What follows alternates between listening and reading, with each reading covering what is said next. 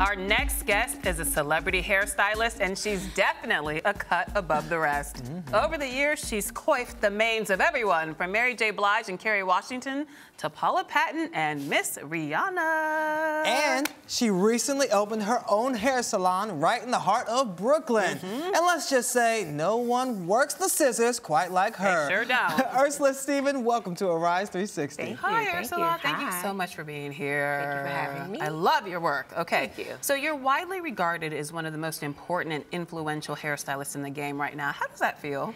Wow, I like how that, I actually like how that sounds. I like it, you know. I remember being that girl that worked, you know, behind the chair and people coming in asking for hairstyles from other celebrity hairstylists. So it feels good to, you know, have that position now. Now, you've been styling hair since you were in high school, Yes. but the Rihanna Bob put you at the center of the fashion map. In 2009, Elle magazine declared it the best celebrity hair in America. People magazine called the Do the most coveted haircut of the year. Wow. Did you have any idea that that bob would be so big? Absolutely not. Absolutely not. I went to work and I was absolutely ready to do something different, and Rihanna was ready for a change as well. And we just did it, you know. She was really yearning to look different and have a hairstyle that really represented what she wanted to say. And we just did it, not even knowing that it was going to be a big deal. But it was a huge risk for her too. So Yes. with that process, you said you went to work and you were ready for something different. So did you say, girl, you should cut your hair? Or did she say, I want something different? How'd you come up with that look? Well, we kind of spoke about it prior to, because she was working on her new album, her new music. So she said, you know, I want you to give me a new look. So we started, you know, pulling pictures and figuring out what we would do. And she was like, you know, let's do the bob, because we didn't want to go all the way at first. You know, she was coming from having super long hair, so we wanted to do something in the middle. So we just did it. The bob, the severe black, the whole thing. Yeah, she never had dark hair. She always wanted to, and even as a child growing up, she said she wanted to color her hair because her hair was naturally like a dusty brown, and her mother would never let her do it. So for her, that was being a little rebellious, you know? Okay, well, since we're on the topic of Rihanna, we have Your to talk favorite about topic? the doobie. I know. Rihanna is my favorite topic. But the doobie, the AMA Awards, everyone was talking about it the next day. What happened? Just break this down for us. Because I see this at the salon all the time, but I didn't know people were supposed to go outside like that. Well, the thing about the doobie is that usually I'm a risky person. I like to take risks and do all type of crazy haircuts and styles. But this time, Rihanna surprised me and said, you know, I want the doobie. And I was like, are you sure? I was like, I don't think so. I was so against it and not trying to do it. Like, me and her were like battling about it. And then I said, you know what? Let's do it, because, you know, I feel like she could pull anything off. And it was all her idea. And I just, you know, really achieved it for her. And it caused a frenzy. I thought she was just running late. She was like, girl, just go. That's exactly what she wanted. That's exactly what she wanted. So that was deliberate. It was definitely deliberate. Okay. I think it caused a frenzy because in the African American culture, we know what it is. Like you said, you see girls getting their hair done and they walking out and then they, you know, it's a doobie. But in the fashion world, or, you know, they see it as fashion, and what people have to understand is that Rihanna is a fashion icon. So we take a different approach to hairstyles and things that we do. We really look at it from a fashion standpoint. So, you know, I totally got why people didn't get it, but it's a fashion thing. Now, when you're working with a fashion risk taker like a Rihanna, is that easier or harder for you? She plays with hair length, texture, color, et cetera, et cetera. It's neither. It's just really exciting. I love it. It keeps me on my toes because I'm the type of person that I don't like to do the same thing over and over. And that's why I love working with her, because she was that girl that didn't want to look like everybody else. And I was tired of coming to work doing the same old waves, same old curls. So I love doing it. It just keeps me on my toes, keeps me creative, and, you know. But how much pressure is that for you? Because it either kill or create their career. Yeah, it's definitely pressure. I'm not going to make it seem like it's so easy. It's definitely a lot of pressure, but, you know, I work well under pressure.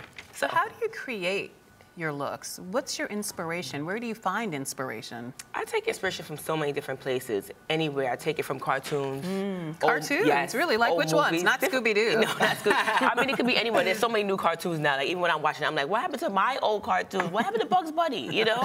So I take it from anywhere. I could take it from, like I said, cartoon characters, or maybe old-fashioned magazines, fashion shows. I love fashion. Fashion always is something that is one of my main inspirations, because I love clothes and shoes and everything. So are you a magazine junkie? Are you on the website? No, listen, I can't part with my magazines. It's a mess at the house. But it's so many different things that I take inspiration from. Anyway, just walking down the street, you know, New York City, and even traveling.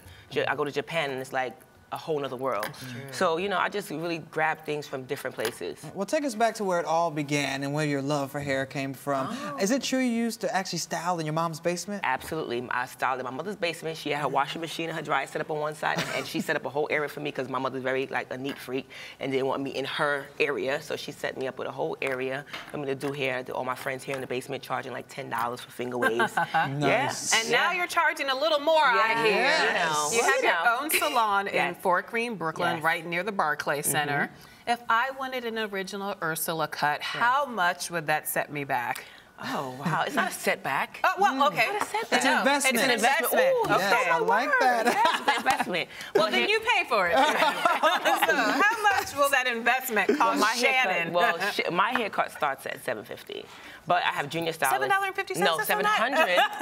$750. But I do yes. have junior stylists that are just as amazing. I'm training them every day, all day, and they're amazing. And their haircuts are a lot more reasonable than mine. Okay, Wow. $750. Okay. Go, Ursula. Oh, I see you, girl. Well, since it's awards season, will we be seeing some of your cuts on the red carpet? Absolutely. What trends can we look forward to? I think right now the whole world is really individualistic right now, and everybody's just taking a different take on what looks good on them. So I think you still see a lot of short haircuts. You're going to see updos. Braids are making a big comeback. A lot of different braids and just fun hairstyles and a lot of color, a lot of experimental colors like, you know, the blues and the pinks. So I think we'll see a lot of fun stuff on the red carpet. Now, can the right cut kill or create an actor's career? I Both. mean, you look at Kerry Russell, long curly hair. She cuts it off, and she's persona non grata. Rihanna gets the right bob, and all of a sudden, she's a superstar. Yeah, I think it's all about how you carry it, you know, and that's with anybody, whether or not you're a celebrity or just an average person. It's about really being realistic with what works for you. You know, just because something is a trend, that doesn't mean it's going to work for you. So it's just because short hair is in doesn't mean everybody needs to go short. It's about what's going to look good on you and what showcases your personality. And who cuts your hair? Do you do it in the mirror? Yeah, I do my own thing. I do it. Really? I'm the worst client. No one wants to do my hair.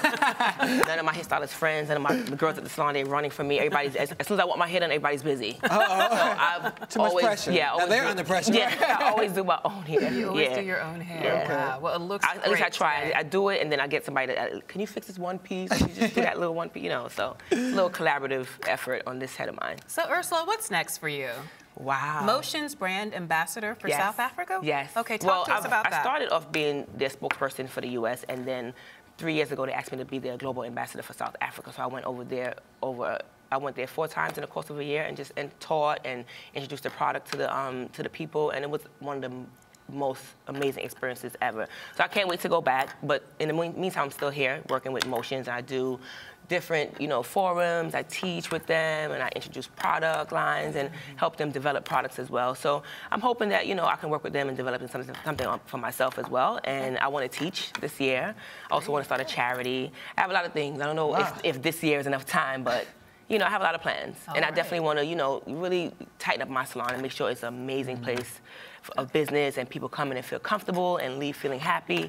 So that's what, you know, I'm just trying to really be an influence on my staff, you know? That sounds right. perfect. Yeah. Well, Happy New Year. Yes. Thank you. Same to you guys. Keep up the good work. Thank you. And Thank you. you're watching Arise Entertainment 360.